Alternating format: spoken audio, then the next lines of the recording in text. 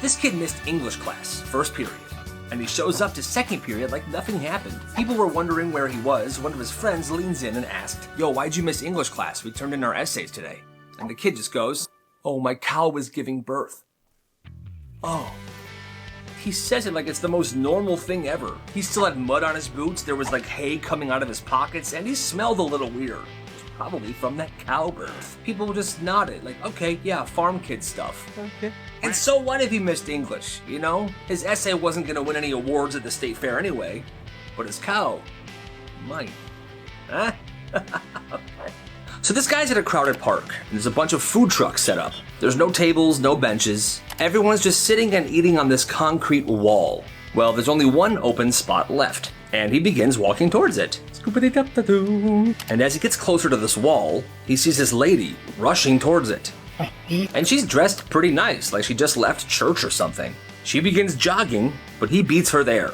He walks up to the wall, and right behind it, in the grass, is a huge pile of dog poop, right where your butt would be if you leaned back too much. So naturally, he decides not to sit down. And at that point, she storms up behind him and says, "Seriously? I was gonna sit there." "Go ahead, have a seat." And she sits down. And then 2 seconds later, she screams. She stands up and this dog poop is smeared all over her back. Oh, she says to this guy, "Why didn't you say anything to me?" "I didn't know how you were gonna sit down.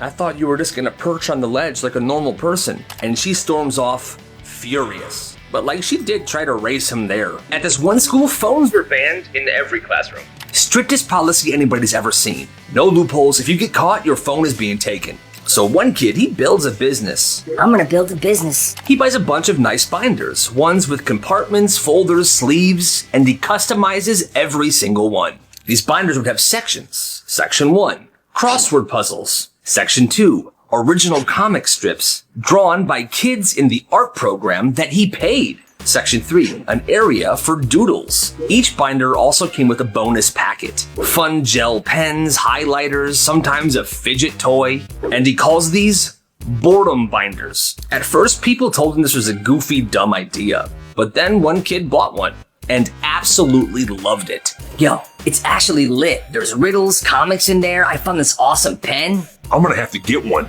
By the end of that week, everybody wants one and business is absolutely booming. And here's the awesome part. He didn't just sell the binders. He offered weekly refills for a small price. He would load in new crosswords, new comics, new riddles. Enjoy, and hey, for $2, give me the binder back and I'll refill it with new stuff." He made over $300 in the first 2 weeks. And the cool part is teachers didn't even shut it down. They liked it because it actually kept kids quiet, focused, and somehow it made them perform better on tests. And it was the only school business that nobody complained. And honestly, you gotta respect the hustle. At this school, swimming class was mandatory. Twice a week, full swimsuit, no excuses. This was also in the 80s. Well, then bomb threats started to happen. And they were always during fourth period. Every time students were getting their suits on for swim class, the alarm would go off. Whole school evacuated, the cops would show up, dogs would come in sniffing around, and it kept happening at the same time every single week for like a month. Some teachers thought it was an actual threat. The principal was panicking, nobody knew what to do, but it was just one kid doing this. He didn't want to swim, he couldn't swim, he hated swimming, I don't know. So every swim day, he would leave school campus, walk down the street to the gas station, use the gas station payphone to call the school, and call in a fake bomb threat. Like no voice changer, it was his normal voice, and he would just say, "Yeah, there's a bomb at the school. You should probably check on it." He was caught, suspended for 2 weeks, and had to retake swimming class that summer. And that is the craziest way anyone has ever skipped gym class. This is the best senior prank of all time. So at this one high school, nobody knew what the senior prank was gonna be. Usually there's a warning or someone's leaked it, but this year, nothing. But right after second period, the school's front door opens and enters a mariachi band. 5 guys, full suits, giant instruments, and they start following the principal everywhere. It's kind of awesome. He's just walking normal, checking things out. He's doing his job. He walks into a classroom mid-session, the band follows him in, the kids love it.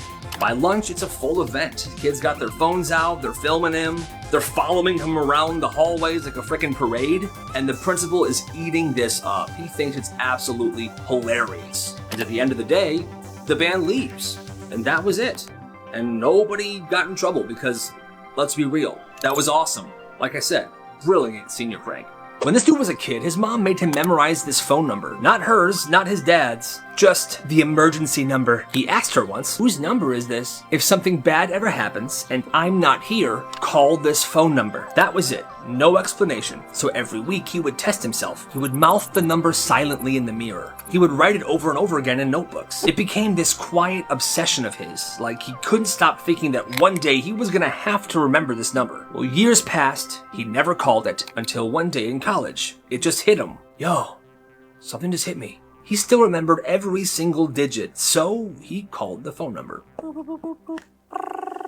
Big Dan's Pizza and Wings. Hello?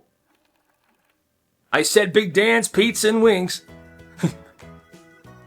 It was a pizza place. So he called his mom. He told her that he finally called that one phone number, and all she had to say was, "Oh, that place is still open. We loved their salad." Like, what does that even mean? It's 7th grade, and this kid Lucas brings a bunch of Costco gum to school. Tons of packs. Every single flavor. And he never made a big deal about it, but he would pull them out here and there so that people could see. And naturally, they would ask for a piece of gum. And when they did, 50 cents. Oh, I don't have any money right now.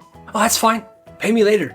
And that was his thing. You know, at first, people were like, he's not gonna ask for that money later, you know? It's just a piece of gum. But that's where they were completely wrong. Because after he would give someone a piece of gum and say, pay me later, he would pull out a tiny notebook and write down the debt in that notebook. Everybody had a tab. Their name, their flavor, and how much they owed. But the thing is, he wanted this debt to grow. He would walk up to them. Hey, so you still owe me from last week, but I just got this crazy new watermelon flavor. You want a piece? I'll just put it on your tab. And he just kept stacking debt on top of debt on top of debt. Until finally he decided it was time to collect. He goes to the 2 biggest kids in class. Carl?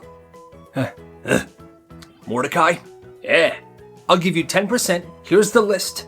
Get me my money. And they would go around school with the list. Hey, you got Lucas's money? I'm here to collect. And these kids were big and intimidating, and people did pay him back. Lucas made like $175 before this whole thing was shut down. You gotta respect the hustle, I guess. A dirty pair of shoes changed his entire life. It started when this kid noticed something weird. Every single Friday, without fail, this one math teacher wore the same busted sneakers. Grimy, white New Balances that were definitely super stained. So one day during lunch, this 8th grader walks up to him. You know I can clean those shoes for you, right? Eh? Be my guest. So they go to his classroom, he gives him the New Balances and puts on another pair of shoes, and this kid takes the teacher's shoes home. He wants to do a good job, so he's watching tutorials on YouTube, he borrows his cousin's shoe cleaning kit, he goes to town. Well, he brings those shoes back looking brand spanking new. Yo, these are nice. Can you clean the shoes I actually care about though? And just like that, word spreads fast. By next week, this kid's got a folded up table in the corner of the lunchroom with a sign that says, Sneaker Shine, $5 for basic, $10 for premium. He brought in toothbrushes to scrub the stuff, he had suede brushes to keep that suede looking fresh, and he had like sneaker whitening pens. By week 3, some of the football players are giving him their cleats after practice for him to clean. By week 4, he's got some teachers that are giving him their shoes. And by week 5, this kid is shining shoes during class, doing algebra with one hand and scrubbing Vans with the other. Business was absolutely booming. Well, one teacher, who's kind of lame, reported him for running an unauthorized business. The principal pulled him aside and said, look, you're not in trouble. Just don't make a mess, keep it quiet, and bring your rates down for school staff. For you, Mr. Johnson, you got it. And for you, always free. He made $800 in 2.5 months. Eventually, after a while, it did get out of hand and he had to stop. But by that point, he had a huge clientele, and he started his own website. You gotta respect the hustle. Oh my god, I puked in the garbage. This kid figured out that if you puked at school, they had to send you home. So one day, this kid wanted to get out of math class, so he brings a Ziploc bag to school. Well, the Ziploc bag was filled with chicken noodle soup, mashed bananas, and a splash of orange Gatorade. He walks into math class holding his stomach. Oh gosh. Then right before the math test begins, I think I'm gonna be sick. He runs to the garbage can, throws his head in there, and secretly dumps out the Ziploc bag. Oh my god, he threw up. But, oh my god. Go to the nurse, go home. I'm gonna call the janitor to get this garbage out of here. His Ziploc puke bag concoction looked like actual vomit. The teacher didn't want anything to do with it. His plan worked. Well, a couple days later, 3 other kids got sick, all using the exact same method. Turns out this freaking kid was selling pre-filled throw-up bags for $10 each and keeping them in his locker. Premium puke mix, $10, looks real and smells real. Step right up, step right up. He almost made $150 in a single week, but one kid kind of overdid it. Oh my god, I'm gonna puke. And threw the entire puke bag on the teacher's desk. Bro. What is this? The school caught on, a bunch of kids got in super big trouble, and this whole thing was shut down. But still, disgusting, brilliant, profitable, you gotta respect the hustle. He made bank at school. It started in 7th grade, when one kid noticed the same thing every single week. Somebody forgot their lunch, somebody's card got declined, or somebody just straight up didn't eat. And every single time, they'd beg their friends for food or snacks at the table, and their friends were like, no bro, get your own. Listen, I've been there. So this kid started a business, $5 a month. And if your lunch ever fell through, he would spot you, no questions asked. So he started carrying a backpack full of basic lunch foods. A bunch of PB&Js, chips, granola bar, juice boxes, nothing fancy, but it was food. He called this business lunch insurance. Brilliant. People laughed at him at first. Yo, this is a dumb business, dude. Oh, you think so? Just you wait. But during that first week of business, 4 kids needed this. Hey, remember when I called your idea dumb? First of all, I'm sorry. Second of all, I forgot my lunch again, and I think I'm just gonna subscribe to the service. Oh, okay. By month 2, he had 22 subscribers, and now he had tiers. Bronze tier got you a basic fix of food. Basic PB&J, basic granola bar, basic juice box. The silver tier came with kind of upgraded items. Maybe a salami sandwich, a Capri Sun instead of a basic juice box, and maybe he'd throw in a Nutter Butter or something. And gold tier had even better items, and on top of that, hot Cheetos. He had a clipboard and a list. This guy was official. And guess what, my friends? Business was absolutely booming. Eventually, a teacher saw him divvying out snacks to people. She thought it was a black market. Well, the kid explained it. Clipboard, the tiers, lunch insurance, customer feedback. The teacher just stared at him and said, "You might be a genius, but stop with the hot Cheetos, okay? Those are banned at our school." And he did switch out the food. Instead of hot Cheetos, now he had Sun Chips, garden salsa, harvest cheddar. He was doing it right. By April, he had over 60 paying subscribers, and even a couple teachers on the list. His total revenue? $2,700. You gotta respect the hustle. It was said with a straight face, it is not mathematically possible for you to pass this class. It was senior year, the final semester. This kid was failing calculus so bad that looking at his grades made him want to puke. Yeah, he messed up, he didn't do a lot of the homework assignments, he didn't study for a lot of the tests, but now the year's almost over, and if he doesn't pass this class, he doesn't graduate. So one day, he walks up to the teacher and asks her this, "Hey miss, is there still a chance I could pass this class at all?" The teacher just says this, "Well, Stephen, at this point, I don't think it's mathematically possible for you to pass this class. Are you sure about this?" "Well, I'm a calculus teacher, so yeah, I'm sure." Well, despite this information, this kid still busted his butt for the last month of school. Paid attention in class, asked a bunch of questions, studied for the final, got a C on the final. And guess what happens? He gets his final grade, and it's a 60%. That's a D, and that is still passing. The teacher saw his effort that last month of school and bumped his grade up for him. And after the final grades were posted, this teacher emailed him. All the email said was, "Sometimes math isn't about the numbers, it's about the effort." Honestly, gotta respect that teacher. He opened his lunch, looked inside, and oh god, he was starving. He missed breakfast this day, he had a packed lunch, and he couldn't wait for his lunch period. He'd been counting down all morning. Well, it's finally his lunch. He sits down, he opens his lunch bag, and what? Yeah, first thing he sees, a container of cold chicken and sauerkraut. Next to it was a weird mustard packet, like one of those from the deli, a Ziploc full of cherry tomatoes, and a boiled egg, just loose, in the lunch bag, floating around. No salt, no napkin, nothing. What? Are you good, homie? I grabbed my dad's lunch.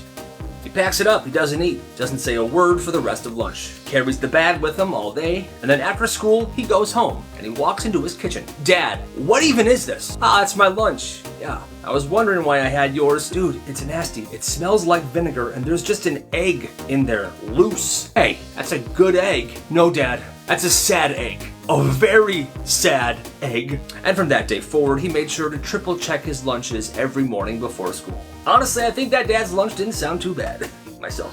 It started with one kid and a toaster. One day, this one kid brings a toaster to school, like an actual toaster. He plugged it into the wall outlet by the lockers and began making Pop-Tarts before first period. Morning, bro, what you doing? Oh, I'm making my breakfast. S'mores Pop-Tarts today. Is that your toaster? Absolutely. Well, this pre-class breakfast situation began to grow pretty quickly. By the next week, different groups of kids had brought in their own toaster. They were cooking up Eggos, jelly toast. People were bringing flasks of syrup. One kid brought in one of those electric flat iron stoves. Soon, every morning throughout the school, there were entire breakfast zones, each zone cooking a different breakfast item. And it was kinda awesome. These zones were behind the bleachers, in the band room, in a corner of the library. Teachers were finding pancake batter in the sinks. It was a mess. Well, quickly, the school shut it all down, but the smell of cinnamon lingered for a while. Then, my friends, on the last day of school, during morning announcements, which they always had a student do, people heard this.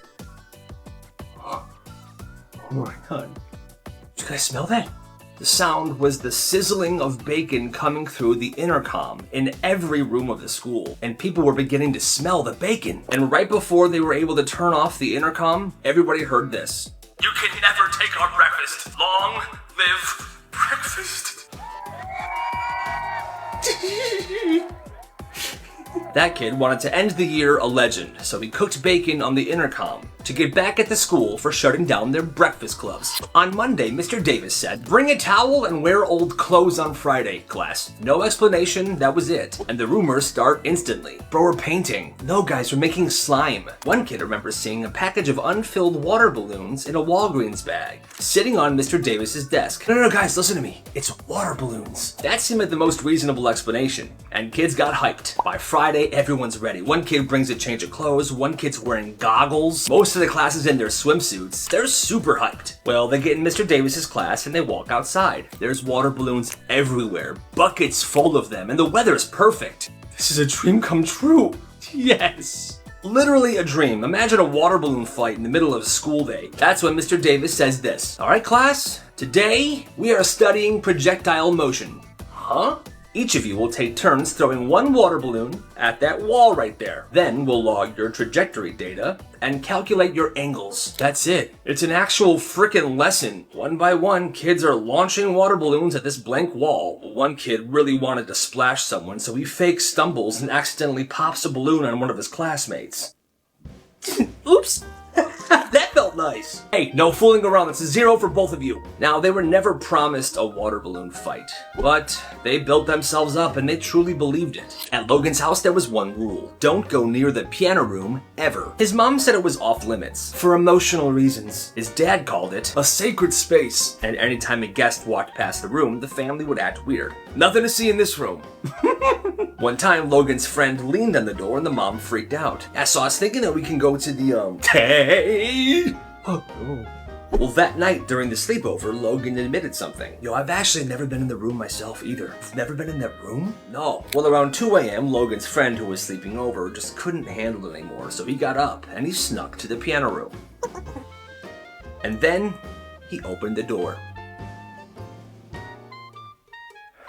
And that's when we saw it. Logan's dad was inside wearing a tuxedo, sitting at a grand piano, his fingers hovering above the keys. He wasn't playing, his fingers were just doing this. He then said, "Get out of here and close the door."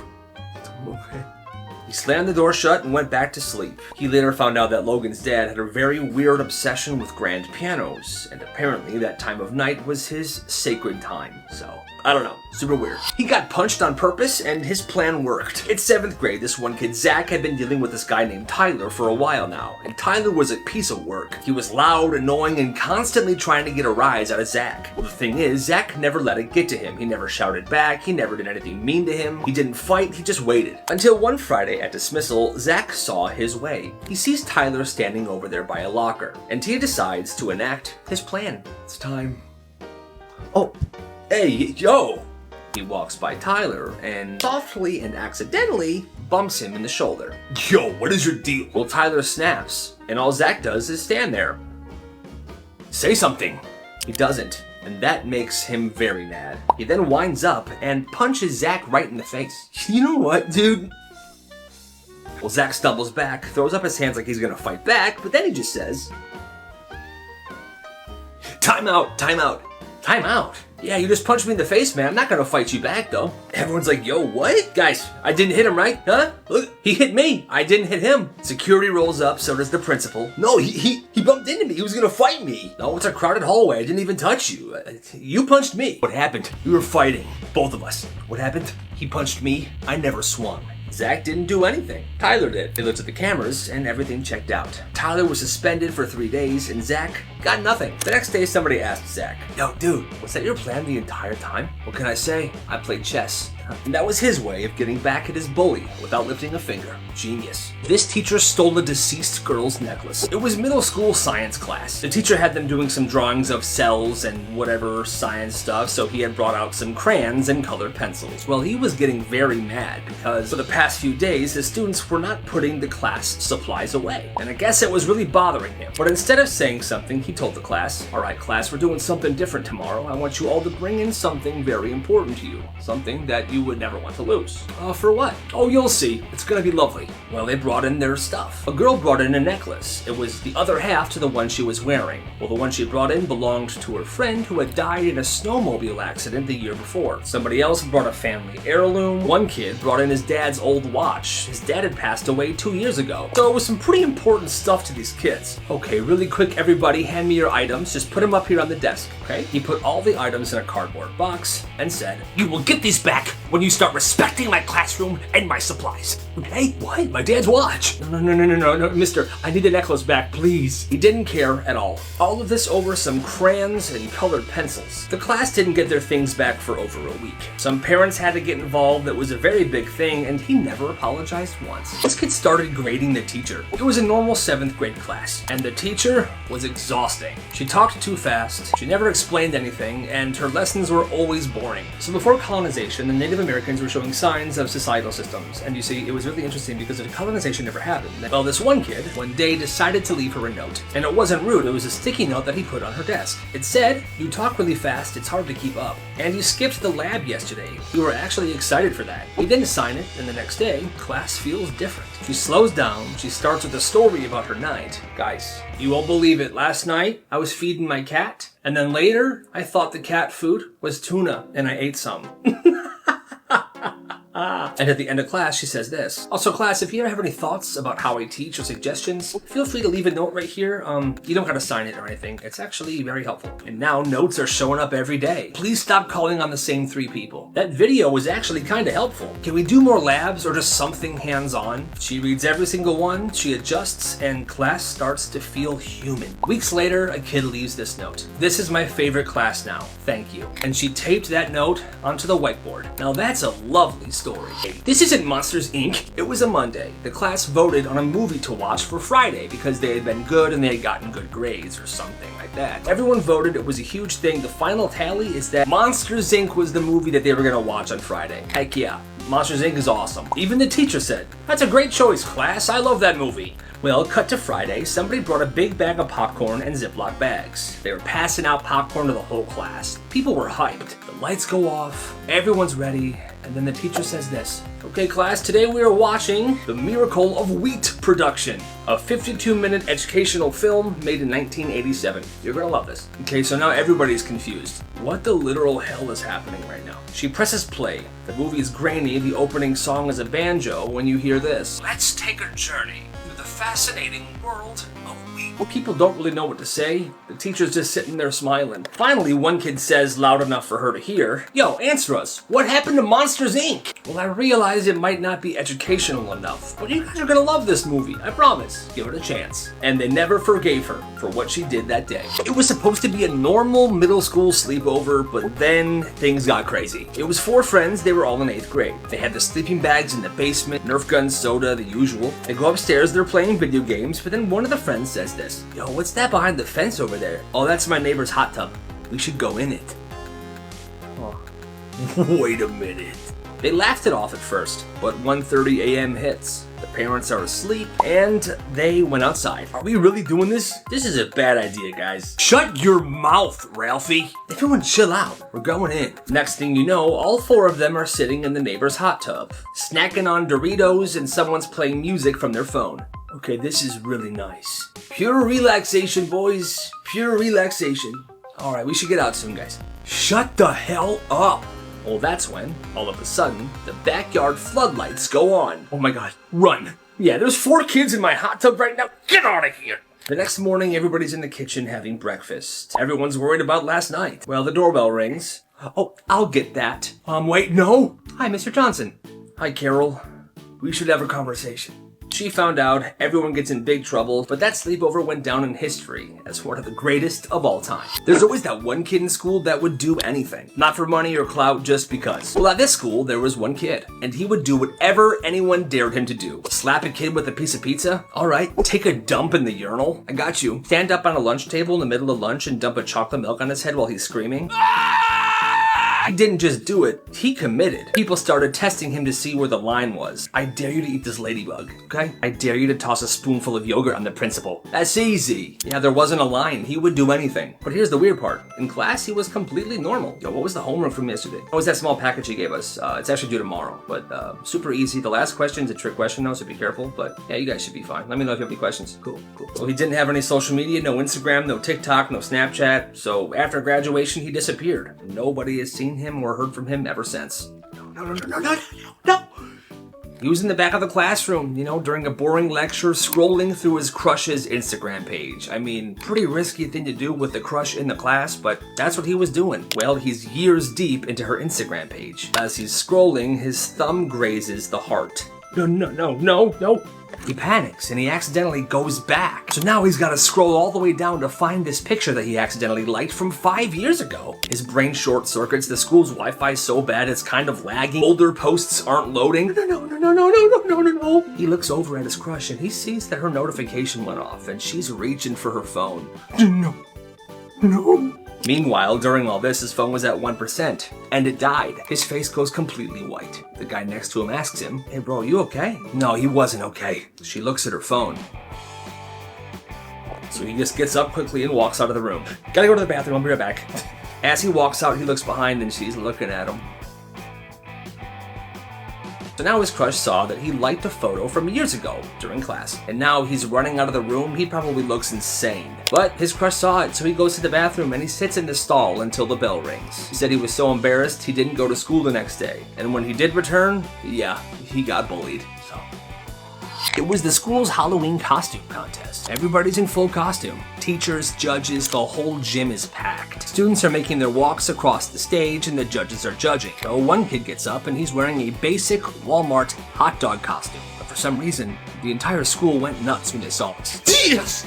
Yeah! Oh my god. They started chanting, "Hot dog kid! Hot dog kid!" And he ends up winning the costume contest. Well, the next year, same contest, the crowd's a little bigger this time, and students are making their way across the stage and the judges are judging. Well, the hot dog kid from the year before shows up dressed as a penguin. Big puffy suit, he's making his way and now it's his turn to stand in the middle of the gym stage. Crickets. The entire gym is quiet. Then he smiles, takes his hand, rips off the penguin costume, and underneath, he's wearing the same hot dog costume from last year. The gym erupts. He's doing it again! He did it again! Hot dog kid is back! Everyone's going crazy. They're chanting hot dog kid over and over and over again. Guess what? He wins again. He walked off that stage a legend for the second year in a row, and then he graduated. But nobody ever forgot hot dog kid. I'll tell you that much. Yo, dude, Jeff got office detention.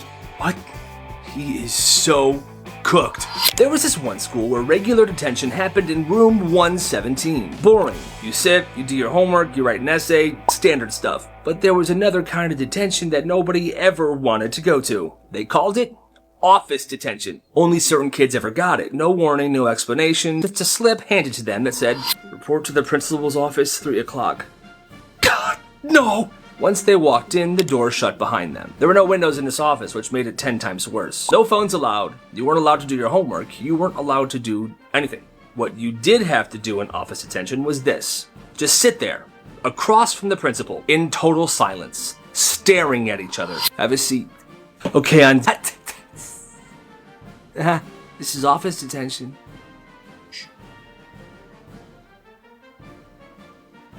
Look at me. Once they were settled, no one would say a word. Nobody would move. It would just be complete silence for an entire hour. And if you broke the silence, the hour would start over. Nobody knew what the point was. There was no lesson, there was no scolding. Just slow, silent, psychological punishment, which in my opinion is horribly messed up. But I guess the weirdest part is it worked. The kids that went there never got it again. That's just insane. Shut it down. We can't. There's a wait list. At this one high school, there was this one kid that never taught. Like, ever. Nobody even really knew his name. But one Monday, he walked into the cafeteria with a massive backpack. Everyone was very curious, like, what the heck is in there, man? He sat down and he pulled out a full-size blender, a jug of orange juice, and some frozen fruit. He plugged it into an outlet and... Everyone was staring. This kid's making a frickin' smoothie? And lunch? He poured that smoothie into a cup and handed it to the kid next to him. For me? Okay. Yo, that's good. Just handed the kid a smoothie without saying anything. The next day he did the same thing. Brought the blender in, made smoothies, but this time he handed 3 cups out to people. And again, every student loved them. Day after that, 5 cups. It's like he was testing the clientele to see what they liked. Well, by Friday, he had a handwritten sign that he put in front of this lunch table. Smoothies, $2. Mango, pineapple, or strawberry banana. And the wild part? He was good. Frozen fruit was packed in dry ice. The straws were pre-torn so we could just pop them in there. And he had a punch card system. Buy 5, get 1 free. At first, the teachers didn't really notice. He was blending during the loud parts of lunch. He even had a kid from drama club doing the marketing. Attention everybody, everybody. There are smoothies at table 20. Go get yours now. This all started crumbling down when kids stopped waiting in line for lunch and they began waiting in line for these dang smoothies. What in the world is going on over there? Some kid's got a blender and he's making smoothies and people are paying for him, man. I don't know. Well, shut it down. I can't, man. There's a wait list. Mrs. Johnson's in line. I'm so excited for my smoothie. Principal didn't care. He came over and took the blender, unplugged it. He was shut down. But was he? That kid missed school the next day. But then he came back with a battery-powered blender. He didn't need to plug it in anymore. During lunch that day, the principal and the school police liaison came and got him. They brought him to the office and everybody thought he was done for. But then the next day, he came back with a new and improved sign. Smoothies, $2. Mango, pineapple, or a strawberry banana. Now approved by school. Turns out him and the principal made a deal. Okay, fine, you can sell them at lunch, but you have to also sell them at every single school event this year and we take a 5% cut. The money you make during lunch, that's yours though. Deal? By the end of the year, that kid earned enough money to buy a used car. He was the silent smoothie slinger. You gotta respect the hustle. He rarely talks, he doesn't ask questions, he just fixes stuff. Every school's got that one person who just handles everything. At this school, it was the janitor. He was a quiet dude, always wore the same faded button-up. He never ran, never seemed to be in a rush. He just walked around like he had all the time in the world. But somehow, whenever something went wrong, he was always there. Locker jammed? You'd turn around and he'd be there already, crouching down with some tools. Happens when it rains. You're good to go. Popping it open in 2 seconds. Projector broke during a presentation. Teacher's panicking and from the back of the room. Mind if I take a look? Vending machine eats your dollar. He doesn't even ask. He just walks up, slaps the machine, and boom, there's your chips. Walks away. Like a freaking legend. Like I said, he was quiet and he barely talked, but he always showed up at the exact right moment. One time, a kid twisted their ankle during gym class, and the gym teacher was freaking out. 15 seconds later, here he comes with an ice pack and a rolly office chair. Have a seat right here. Put this on your ankle. Mr. Stevens, I'm rolling him to the nurse's office, okay? You guys have a great class. Come on. He wasn't nosy, he didn't snitch on anybody, he just fixed things. And when someone would say thank you, he would just nod and say, that's what I'm here for. Best janitor ever. Let's be honest, none of you are going anywhere in life. What? Yo, that's messed up. So on this day, this teacher was already at her limit. Kids were talking in class, someone was playing Subway Surfers at full volume, and she snaps. She turns to the class and she says this. You know what, guys? It's clear that you do not want to learn, and let's be real. None of you are going anywhere in life anyway. The whole room freezes. People were shocked. Did she really just say that? Well, one kid stood up, and without hesitation, he says this. Clearly, you didn't go anywhere in life either. At this point, the class is losing it. She hits him with this. Sir, excuse me, you have no room to speak. You are literally failing my class. And that's when he ends her with this. Yeah, and you've been teaching this class for 19 years. You eat yogurt for lunch, still drive a 2006 Toyota Corolla, and you cry in the parking lot before second period, so I'm sorry, who's really failing here? A kid flips a chair. Oh my god. The bell rang, these students are going absolutely insane. She stands there frozen. She has no idea what the heck to do. And then as he's about to leave the classroom, he looks at her and says this. Hey, from now on, shut your mouth and let me fail in peace. See you tomorrow. And he left the room. That's absolutely crazy.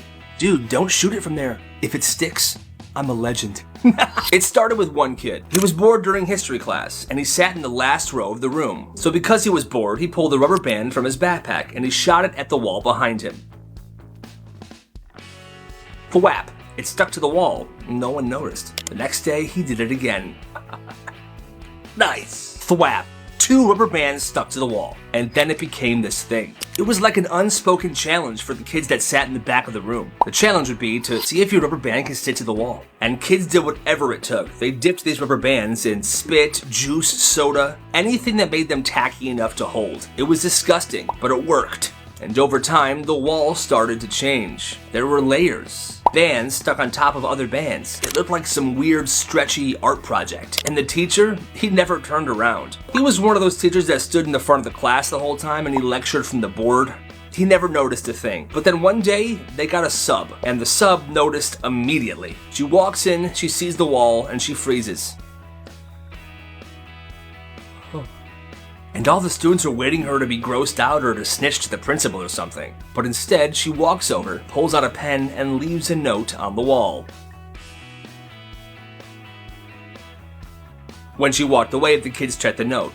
All the note said was respect. That's awesome. One day at this one middle school, a teacher walked past the lockers and stopped. What is that? Beef jerky. It was a full, seasoned pack of beef jerky, just sitting on top of one of the lockers. He took it down, threw it out, and he thought nothing of it. Where did that come from? Anyway, the next day, same locker, new beef jerky pack. What? He's like, okay, what's going on? He throws it out again. Day after that, boom, another one. Okay, what the heck?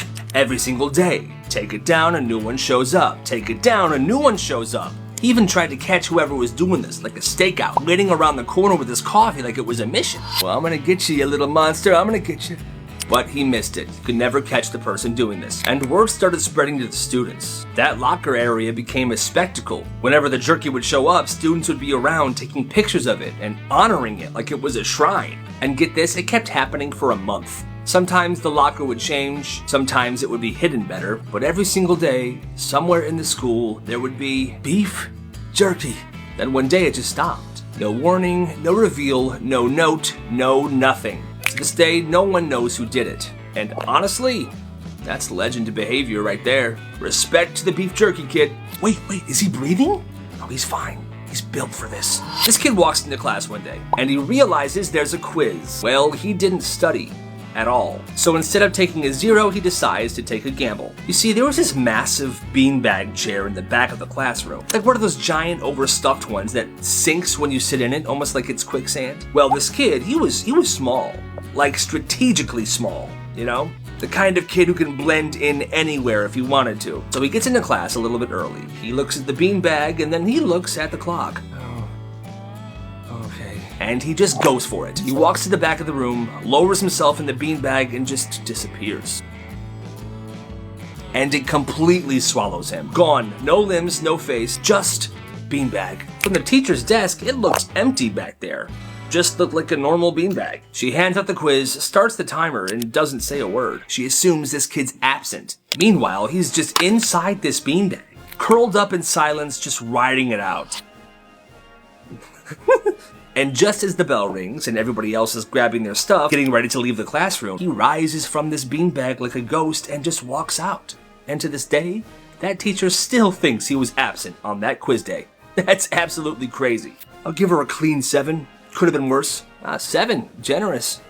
Every time this class got a sub, there was this one kid who would quietly take out a piece of paper, title it Sub Scoreboard, and start grading the sub as the class went on. No one said anything, no one gave it away, it was just this perfect silent agreement that his class always did. He kept the scoreboard hidden in between his notebook like it was official, and the stuff he graded? Petty, specific, unnecessary stuff. -1 for mispronouncing names, -2 for saying, I don't know, I'm just the sub. +3 if they actually followed the lesson, -1 if the class got too loud, and bonus points if they brought in snacks. He'd make a mark, nod to himself, and keep going. Just stay in your assigned seats, okay?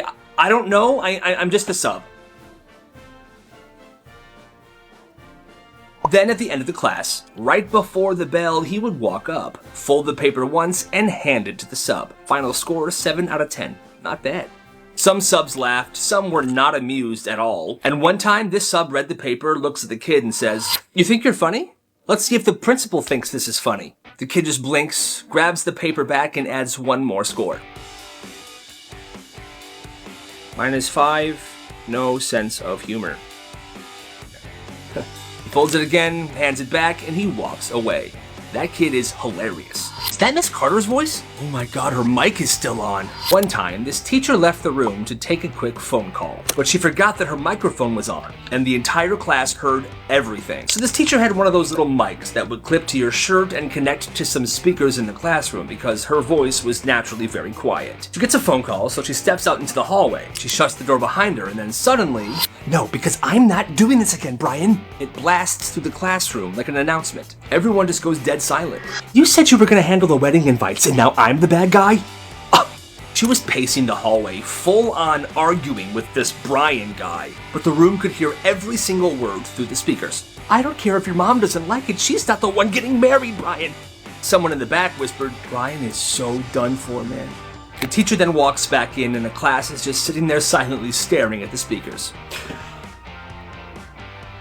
Did you guys hear all that?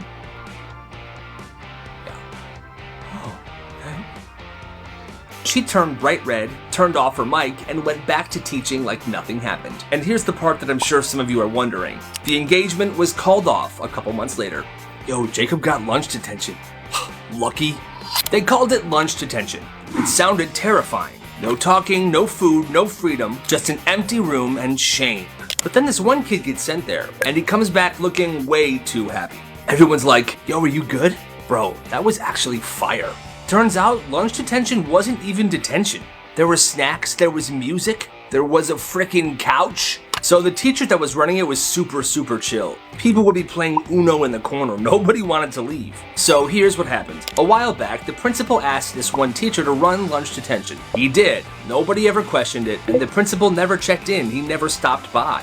And like I said, that teacher, super chill. He just made it his own thing, this chill spot for students to hang out during lunch. So while the rest of the school thought it was punishment, kids were in there vibing, like it was some exclusive lunch lounge. And it lasted months before people started getting suspicious. They shut it down eventually, but to this day, it's still kind of a legend.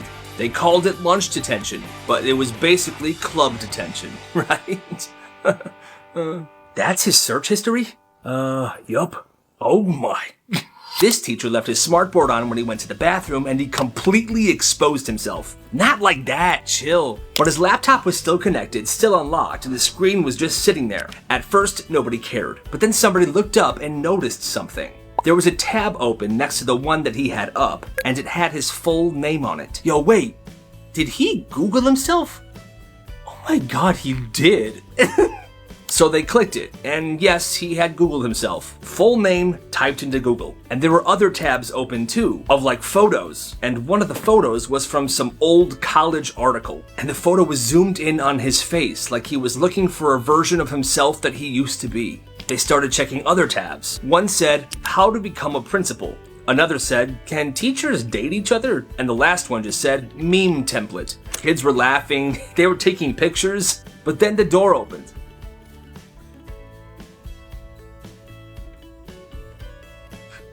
He saw the board, saw what was open on his computer, and he just stood there. He closed the laptop, looked around the room, and said, "Do y'all ever have those days where you just don't even recognize yourself anymore?"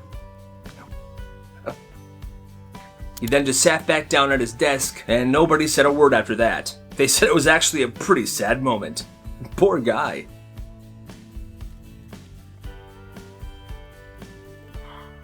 I've been teaching 7th grade for 12 years, and I've seen a lot. I've broken up fights, I've handled lockdowns, but nothing prepared me for the yogurt incident.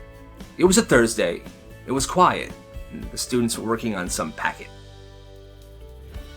And then out of nowhere, splat. Go-gurt all over the ceiling like some dairy-based grenade. And the worst part is, nobody claimed it. No one looked up, nobody laughed, they sat there. Like they planned it. It was driving me crazy. I filed an incident report. I even brought the janitor in to look at it so I could use him as a witness. He said, and I quote, "That's not the first yogurt I scraped off the ceiling." To this day, nobody knows who did it. But every time I see yogurt or smell yogurt, God forbid I taste yogurt, my stomach drops. I bet I can do more push-ups than any student in this assembly. Oh yeah?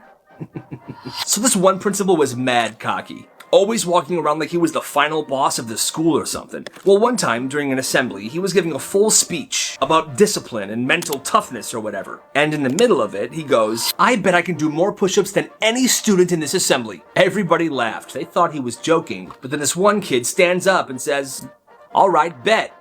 The whole gym goes quiet. The kid starts walking to the front like it's about to be a championship match. And the principal, he doesn't back down. They clear a space in the middle of the gym floor. The principal takes off his jacket and rolls up his sleeves. The kid just drops into position. No warm-up, just locked in. Someone starts counting down. 3, 2, 1, go! And boom, they start.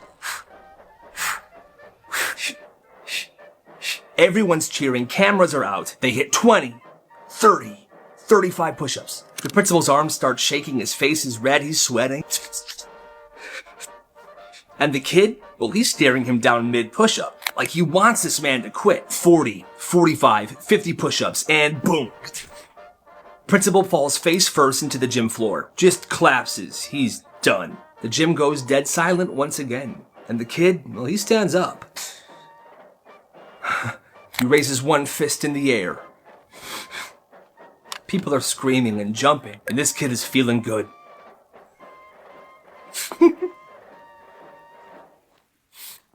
They ended the assembly early that day, but for the rest of the year, that kid walked around the hallways like a legend. "You're a legend, bro. There he is. Push-up guy." "Hi, Steven." What did the principal think was gonna happen? That's crazy.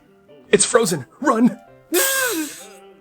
So this one school had a tradition. In 8th grade, during the last week of school, there was a day called Water Balloon Day. It was unofficial, unsanctioned. Everyone knew it happens right after lunch in the courtyard. What started as a couple kids tossing water balloons around turned into a full-blown event. And every year it got a little bigger. But this one class took it way too far. They planned for weeks, mapped out the courtyard, found the nooks and the crannies. They assigned roles, runners, refillers, and spotters. Kids are wearing goggles and rain ponchos like they were going to war. And the wild part was these weren't just simple water balloons. People were freezing them the night before. Others were filling water balloons with Kool-Aid to give them themed and color ammo. By the time lunch ended, it was full-blown chaos. Teachers tried to shut it down, but they were getting hit too. "Hey, stop!" That's when the principal stormed out with the megaphone. "Everyone drop the balloons now!" Students were drenched. They were running to avoid getting in trouble. The next day, an announcement was made. "Attention students, all balloon activity from here on out is permanently banned. Any students participating in any future water balloon fights or things of the such will be expelled." But for that 8th grade class, especially those who avoided getting in trouble, they said it was a day that they'll never forget. And it is a legend around that school. That's epic. Yo, there's pizza in the hallway, guys. Best day ever. At this one school, there was this one kid that we'll call Logan, who didn't say much all year. He was pretty quiet. Good grades, chill energy, he never got into trouble. But on the last day of school, something inside him switched. He walks in, he nods to the front office lady, and he says, "Last day of school, and I got big plans for it." Now, nobody thought anything of it, until about 10 minutes later. An intercom announcement comes on, but it's not from the principal. It's Logan's voice. "Good morning, students and staff. May I have your attention, please?" And everyone's listening very intently because he sounds pretty official. Then he says this. Due to a clerical error, several classrooms have been issued complimentary pizza. During your third period class, please check the hallways. People laugh, they think it's a prank. But then third period rolls around and one kid decided to check the hallway about halfway through, and there's a pizza box. And another. And another. Every hallway there were full pizza boxes, still hot. Teachers are opening doors like, what is going on? Oh, that is so much pizza. But as you can imagine, kids are now losing their minds. Someone grabbed 2 boxes and ran to the bathroom, where I assumed he sat there and ate them. These kids said it was a complete blast. Yes, it was chaotic and people were getting in trouble, but memories, right? Well, this is what happened. Turns out Logan saved up all year. Lunch money, birthday cash, he put it all into this. He ordered 50 pizzas to all arrive at the same time to the school. He had convinced the school secretary to help him with this because he's told her, come on, miss, the last day should feel like the last day. Okay. She let him use the intercom, she helped him bring the pizzas in. At the end of the day, the students were trying to find Logan to thank him. But he had skipped out early. He was already home, chilling in his room, playing Xbox. An absolute legend. He did all of this just to make people's last day of school feel memorable. Respect. So this one teacher, Mr. Thompson, was way too chill. He never gave homework, he never graded anything, he didn't even pretend to be strict. One time a kid asked him a question and he literally pulled up Google and was like, you know man, I don't know, let's figure this out together. Bro is one of us. But one day, someone asked him how long he had been teaching. Oh, I just kinda got into this. You know, and people laughed. But it was like, wait, what? Then a week later, Mr. Thompson, gone. No email, no goodbye. Just a new teacher walks in and goes, hey guys, I'll be finishing off the year. Mr. Thompson had to leave for personal reasons. But one of the office aides, who was a student, overheard a call between the principal and the school district. Apparently, Mr. Thompson was never a teacher. He was a long-term sub who never got certified. He wasn't supposed to be teaching alone. So when the district found out, they pulled him immediately. And here's the worst part. His replacement was absolutely horrible. Strict, boring, cold. The kind of teacher who acted like they hated kids. And even though Mr. Thompson wasn't technically a real teacher, he made way more of a real impact than half the ones who are. Man, that sucks. The performance is over, you may all go home. I'm a star! So every year, this school put on a big spring play. Tickets, costumes, a full audience. It was a big deal. And this one year, they were doing Robin Hood. Now, most of the cast was taking this very seriously. But there was this one kid. Let's call him Noah. He played one of the guards. He barely had any lines. And that was the problem. Because Noah wanted more stage time, and nobody gave it to him. So, on opening night, he decided to take it. Everything's going fine, the actors are on point, the audience is locked in, Robin Hood's doing his big dramatic speech. I do not steal for greed, I steal for justice. While the kings eat in their golden halls, the people will scrape crumbs off the floor. So yeah, that kid was killing it, he was feeling himself. But then Noah walks forward, points to Robin Hood and says with a completely straight face, he's got a crossbow in his pants. That's why he's walking like that. The actors freeze. The kid who played Robin Hood looks like he's about to cry. But Noah's not done. No. He starts pacing across the stage like a detective, muttering to himself, the moss is fake. The footprints don't match the alibi. This was never about taxes. Everybody's flabbergasted. He's inventing a crime subplot in the middle of a play. And then the finale. Knocks over a set piece, points up to the sky and says, it was the butler! And he starts running around the stage. The lights cut. The cast members are crying. The principal gets onto the mic and says, the performance is over, you may all go home now. I'm a star. And that was it. The show got canceled mid-performance. No second night, no cast party. It was done. And Noah, well, he showed up to school the next day like nothing happened. But people said you can tell. He was very, very proud of what he did. The pepperoni pizza's been eaten. How is that possible? It started with pizza. On pizza days, this cafeteria made only like 30 slices of pepperoni pizza. And when it was gone, it was gone. No backup, no mercy. And there was this one kid, let's call him Darren. He lived for that pizza. Yo, I live for that pizza. He would sprint to lunch every single pizza day just to make sure he gets it. Oh, yes. But one pizza day, he got to lunch a little late. And when he got to the front of the line, it's gone? Come, man. Just cheese left. He was mad, but he held it in. The next pizza day, he left for lunch even earlier. He was jogging to the cafeteria, practically. I'm gonna get it this time. And again, gone. 2 pizza days in a row gone before he even got there. On the next pizza day, just as the lunch bell was ringing, the fire alarm went off. The whole school evacuated. They were pretty sure it was a standard fire drill. It took about 30 minutes to clear. All right, single file line, everybody out of the school. Just a drill. Come on. Now, like I said, this happened right before lunch even started. But when they came back in, the lunch ladies noticed that somebody ate the pepperoni pizza. How was that possible? The pepperoni tray was supposed to be sealed. The full pan, it was half gone. Well, they were obviously super curious as to where this pizza went, so they checked the cameras. Darren, in the cafeteria alone, helping himself to a tray of pepperoni while the entire school was outside. The footage had a timestamp, 12:02.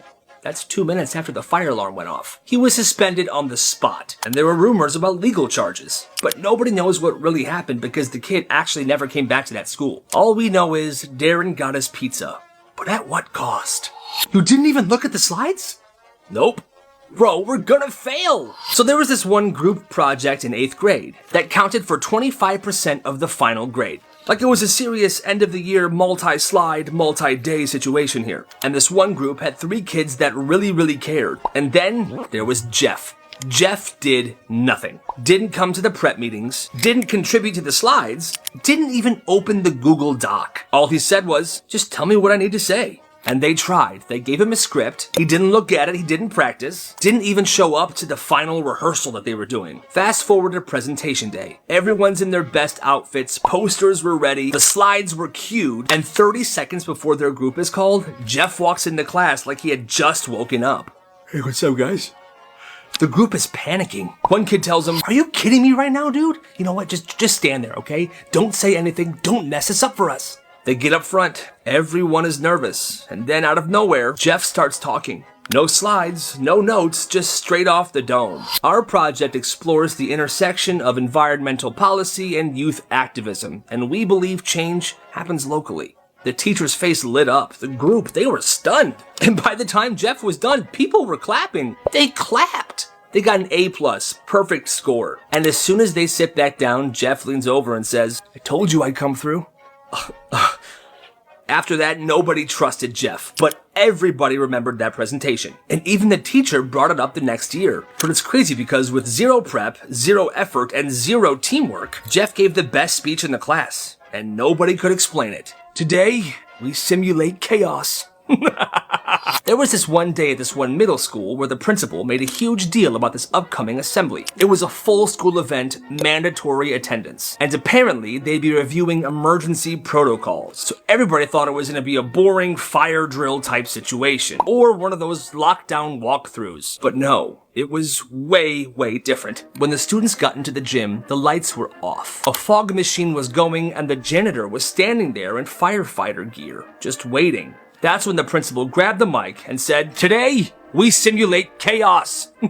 And suddenly alarms started blaring. Kids were screaming. There were strobe lights going off. What is going on? One kid in a wheelchair started spinning himself in circles, screaming, every man for himself! Every man for himself! Another kid was climbing the bleachers, people were running outside the school, and somebody's shoes ended up in the rafters, which to this day they have no idea how that even happened. Well, it turns out the entire thing was the principal's idea. He said the best way to prepare for an emergency was to be surprised by one, and he put this whole thing together. Apparently, he was really excited about it. It was so crazy and nobody knew what was happening that one teacher passed out, students were huddled together praying, and by the end of it, the janitor just stood on the stage saluting the students like they had just survived a real disaster.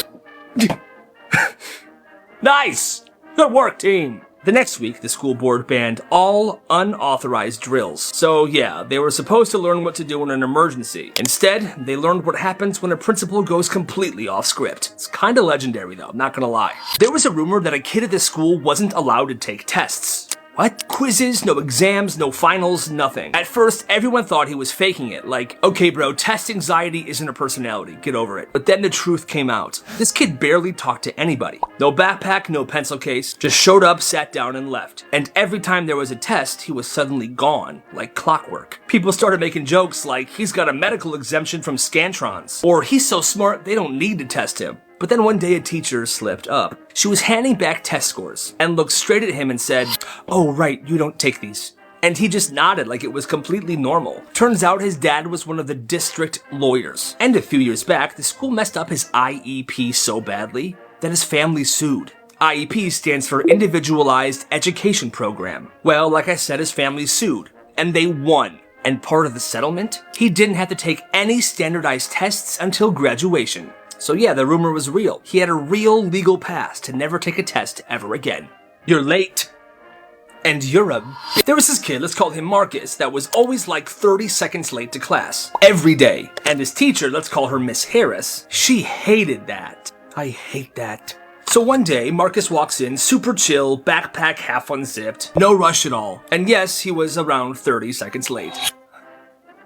Which, in my opinion, 30 seconds late, come on, lady, chill. But anyway, Miss Harris goes, "You're late." Marcus, he didn't flinch. Didn't even sit down. He just stood there and went, "Don't you get tired of being dramatic?" The whole class goes, "Oh." But Marcus wasn't done. Every day with the attitude, like, "Chill, Broadway, you ain't on stage." Then he hit her with this. "Over here acting like me in the door personally offended you, you goofy looking woman. You're built like a late bell. Always ringing for no reason. Get out of my face." Kids were literally falling out of their chairs. One kid had to leave the room. "You gotta excuse me, I gotta take a walk." And Miss Harris just sat there, frozen. Like her spirit just left her. You would think she would have sent him to the principal's office, but I think she was so embarrassed by Marcus roasting her in the class, all laughing at her expense, she just did nothing. After that, she never said a word to Marcus ever again. Because, yeah, she tried to embarrass him, but he ended her in 10 seconds. That's wild. "Mister, I need a pencil." "Well, then you know what to do." There was this one English teacher at this one school that had a full-blown ritual just for handing out pencils. But it wasn't funny, it wasn't goofy, it was actually kind of unsettling. He called it the ceremony. And it happened every single time somebody asked for a pencil. You couldn't just say, "Can I borrow one?" You had to raise your hand and say, "I seek the tool of wisdom." And if you said it wrong, he would just stare at you, dead silent, until you said it right. Then he would unlock a little drawer which he called the vault. He'd slowly remove one pencil and hold it up in the air, like it was sacred. Sometimes he would even close his eyes. Yes.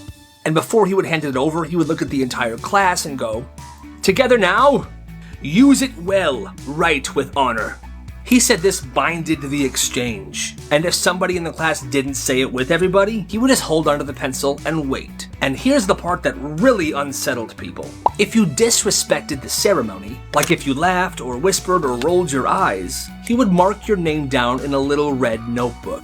Didn't say anything, he just wrote your name down. And people swore. Every time he did that, there was a pop quiz the next day. Got to the point where people stopped forgetting to bring their pencils to class. Not because they were just more prepared, but because they were terrified to ask the teacher for one. He wrote all of that down in that notebook? Yeah. Holy sh! Everyone at the school knew about Eli. Not because he was loud or popular. It was just the opposite, actually. You see, Eli was just off. He wore the same hoodie every single day, carried one of those tiny spiral notebooks in his back pocket, and he was always scribbling in it during class. Like it'd be mid-lecture, he would just pause, start writing in this thing, and then he would stop, snap it closed, and stare ahead like nothing happened.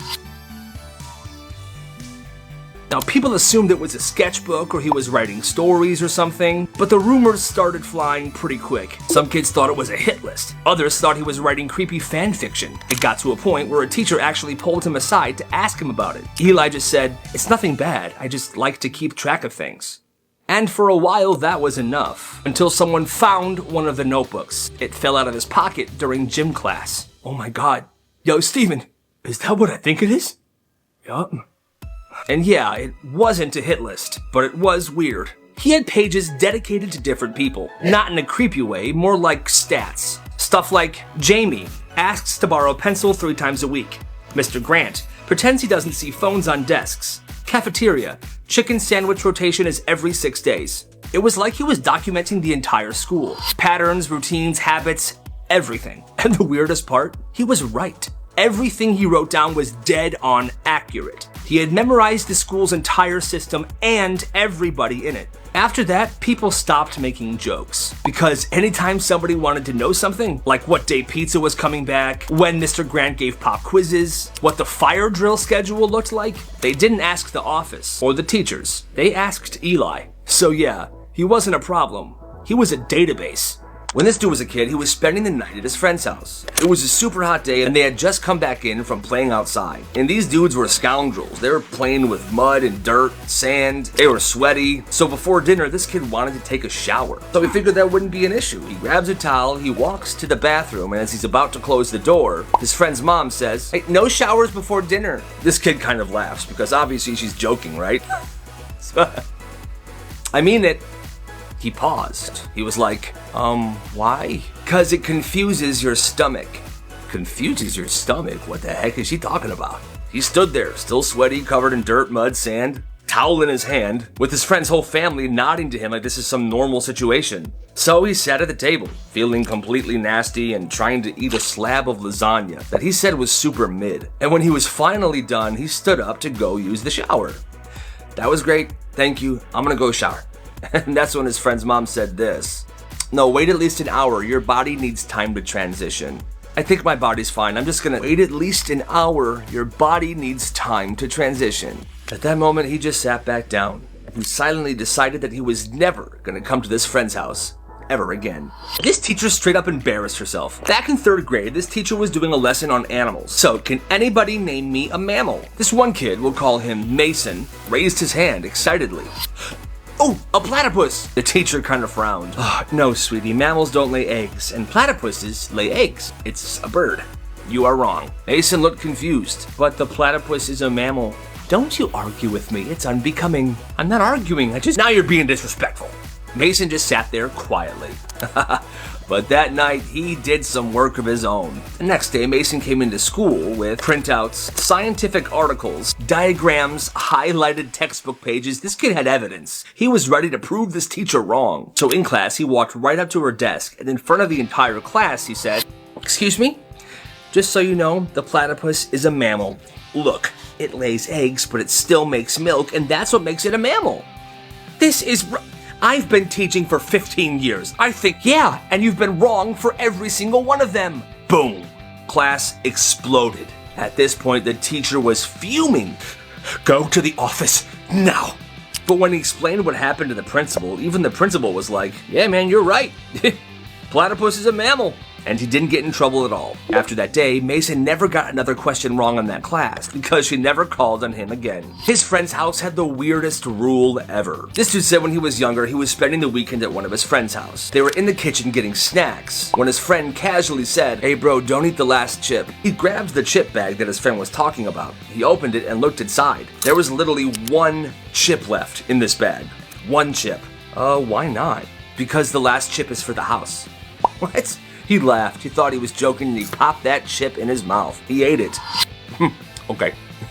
A few moments later, the mom walked into the kitchen and saw that the last chip had been eaten from this chip bag. Who finished it?" There was only one chip left." She just stared at him. "That doesn't matter. The last chip is for the house. Always." He figured it was just a weird moment. Him and his friend went about their night. They were playing video games, just chilling. The next morning, this kid goes looking for some cereal in a cabinet, and that's when he saw it.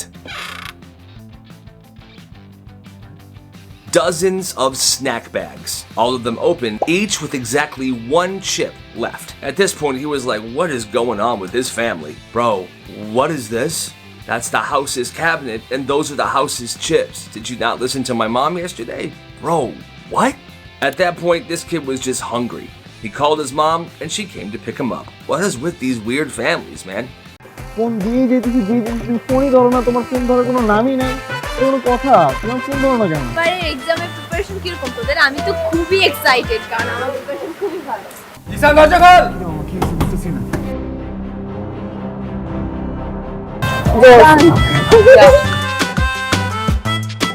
সুন্দর মতো যাবি, ভাবির নামটা জিজ্ঞাসি। আর শোন, ভালো মতো কথা কবে, ভাবি লাগে। খালি থাপড় আর চাপাবাজি, থাপড় আর চাপাবাজি, এই বাদে আর কিছু পারছস? বুকিং? বুকিং মানে বুকিং, তুমি আমার আমি তোমার, বুকিং দিয়ে দিছি, ফাইনাল। আমাকে বুকিং দিছে মানে আমাকে কে বুকিং দিছে দোস্ত? তোর যে আশিক আছে না, এখন তো আমার পিছনে লাগছে। এই এই দুলাভাই সামনে থাকলে যে সালাম দিতে হয়, আপনি শিখাই নাই তোরা? কেমন আছো তুমি? ভালো। আমাকে জিজ্ঞেস করবো না রক্তটা দিবি তুই? আমি কেন রক্ত দেবো? প্রেম খরচ তুই, রক্ত। আমার বন্ধু জিসান আপনাকে অনেক ভালোবাসে ভাবি, আপনার ওর রক্ত যাওয়াটা বিধা হতে দিবেন না ভাবি।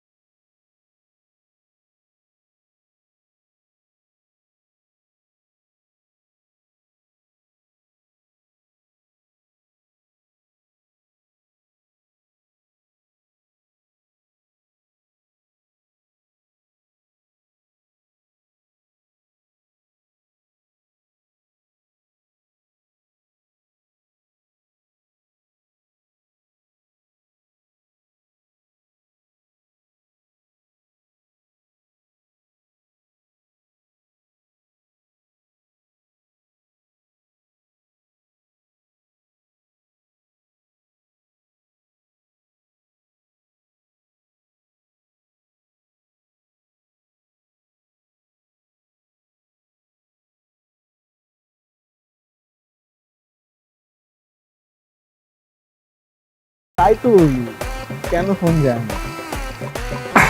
না? তোমার নাম্বারটা তাড়াতাড়ি করে বলো। ঘন্টার পর তো গার্লফ্রেন্ডের লাগে ওয়েট করতে পারো, আর বন্ধুর লাগে 2 মিনিট ওয়েট করতে পারবা না? ও এখন আমার দোস্ত, তাইলে তো বন্ধু রিত লেগে গেল। আরে বেটা এত লাফাইস না, যেরকম শুনতেছি পরীর মতো এরকম করলে তো বেটা। বাদ দে, কালকে 4টা দেখা হবে। ঠিক আছে মামা। ঠিক আছে মামা, ঠিক মতো যা। শালা পারলাম না রে। আরে তোর তো হাওয়াটা একটু হয়ে গেল। তুলি তুই তো সুন্দর নাম। আরে শুন, আমি জিসান, আই লাভ ইউ। আপনাদের তো চিনলাম না। আমার বড় বোনের যে দেবরগুলো আছেন তো সবাইকেই চিনি, বাট আপনাদেরকে তো চিনি না। যাইতে দে, আর আমার খালা লাগে কোথায় বলতা। ভালোবাসা যে এত প্যারা, এত কষ্ট, এত জ্বালা যন্ত্রণা, জানলে ভালোই বাসতাম। জিসান আর তুলির ভালোবাসার ইতিহাস তাই রক্ত লাগবে। আসসালামু আলাইকুম দুলা ভাই। আরে শালা, ওয়ালাইকুম আসসালাম। কি খবর, কেমন আছো? বান্ধবীও তো যায় না, এতবার ফোন দিলাম ফোনও ধরতেছে না। তুমি একটা ফোন দাও তো, ফোন বের করো।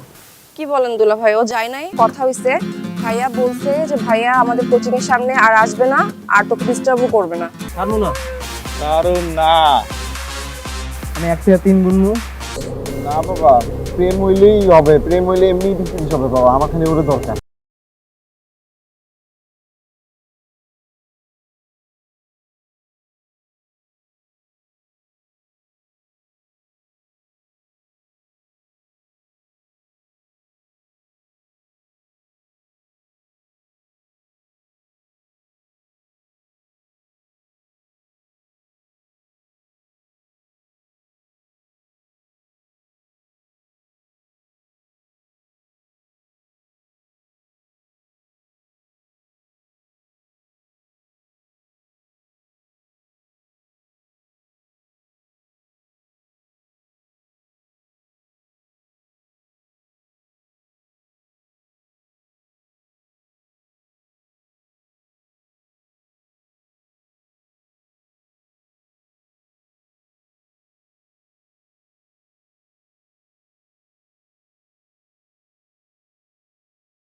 তুমি বাসে আসার পর থেকে আমাকে বাসে শান্তি সব চলে লাগছে।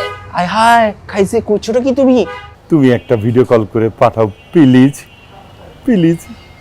কবে আমগো দেখা কোচিনটা কি এটা আবার লগে এমন চিপা মাইটা দিয়েছেন? কেমন ঠান্ডান বউ? তারপর তো ভয় কাঁচা মুচু খায়া গেছে গা, তারপর আবার দুর্নাম করতে হইব। এই তোর কি তোর দামি ফোন? আইসা বাপ জান, রাইতে ঠিকঠাক মতো ঘুমাইছে তো নাকি বাসায় গিয়া আব্বা জান রে কইবেন? কি করছো এটা তুই? বাজার রে বাজার যাও চইছে আজকাই করছে। সম্মান সব পাঞ্চার করে দিছে। মাগার দোষ আমারও আছে, আমি একটু বেশি বাড়াবাড়ি করে ফেলছি। চলো না আমরা বাড়িতে ফিরে যাই। তুমি কি পাগল হয়ে গেছো নি? এইটাই আমার বাড়ি এখনতে। চৌধুরী সাহেবের সাথে আমি কি কথা কইছি? তুমি কোনো কথাই কই নাই কে? সাজান তোমারে কইলো এত দিচ্ছেন, হ্যাঁ দিচ্ছেন না? এলা বাইরন, আমার বাড়িতে বাইরন। একবারে হাসা করছেন আব্বাজান। আপনার পোলার এই বাড়ি থাকার কোনো বিতলামি করলে আমি তোরা গাড়াই, কিন্তু ভাবলাম আপনাকে একমাত্র পোলা গাড়াইলে আবার দিলে চোট পায়। কি তুমি? শোনো, তোমাগো খানদানে যেমন কিছু নিয়ম আছে, আমাগো খানদানেও আছে। এইসব ফাত্রা নিয়ম কেউ যেন জানবার না পারে। মনে থাকবো তো? তোর যে নতুন বাবি